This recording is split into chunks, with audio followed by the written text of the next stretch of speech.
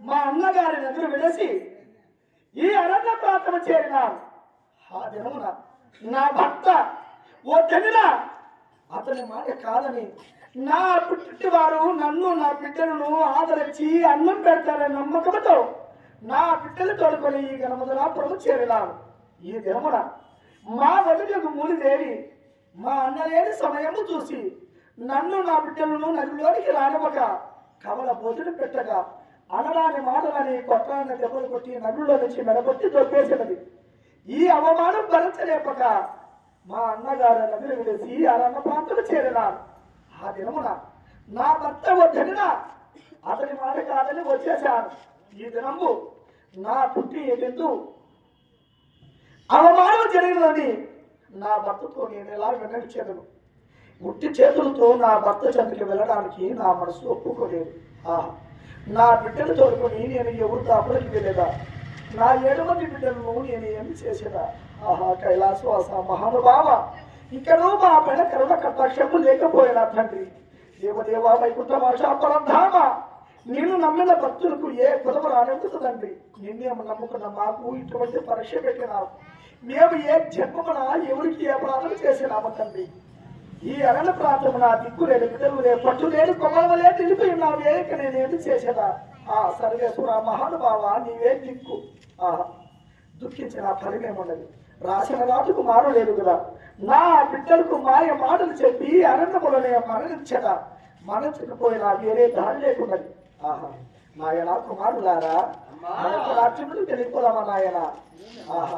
ఈ అడియను మరణించడానికి చెరువు గాని బావు గాని ఎక్కడున్నదో తెలియకున్నది. అక్కడ చూడగా ఎవరో గొర్రెలు పెంపుతున్నారు. వారిని అడిగేదా, ఓ అన్నయ్యా, అన్నా, నేను నా బిడ్డలు అడుగు మార్గంలో నడిచి నా బిడ్డలు గ్రామని నీళ్ళు అడుగుతున్నారు. ఇక్కడెక్కడైనా నువ్వు చెరువు గాని బావు గాని ఉండేలా చెప్పండి అన్నయ్యా. ఈ ఊరికి కొంత దూరంలో మంచి నీళ్ళ కలగండ బావు కలదు. అక్కడ పోయినా మీకు దాహం దొరుకునమ్మా. అన్నయ్యా, రేపటి దినమున మేము ఎవరైనా అడిగినా ఇదే దారి నా వెళ్ళాలని చెప్పండి అన్నయ్యా. నేను నా బిడ్డలు మరణించిన తర్వాత మా అన్న గాని నా భర్త గాని మమ్మల్ని చూద్దరో ఏమో. ఆనాడు మా అన్నయ్య నా మెడలో గోధుమ పూసలు దండ వేసినారు. ఈ గోధుమ పూసలను ఈ దాంట్లో గుర్తులు వేసేదా? అమ్మ గోధుమ పూసలేమో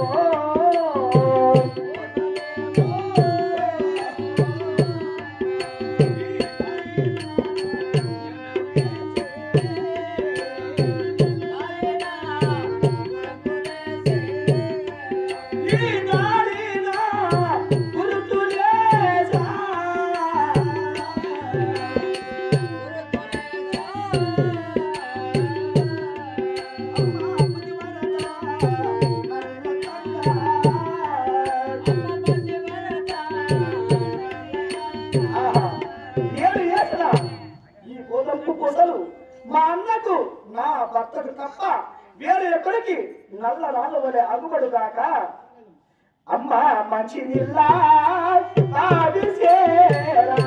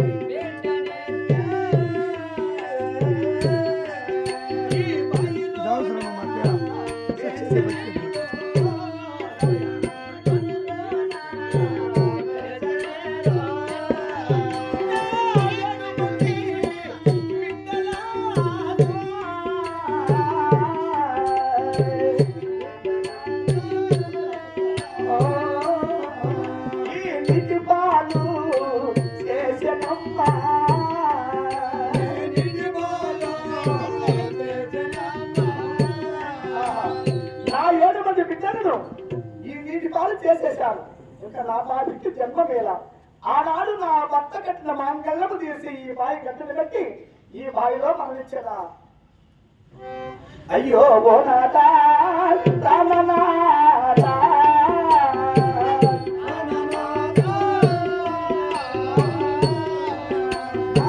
నీకు నాకు రుణము తీరే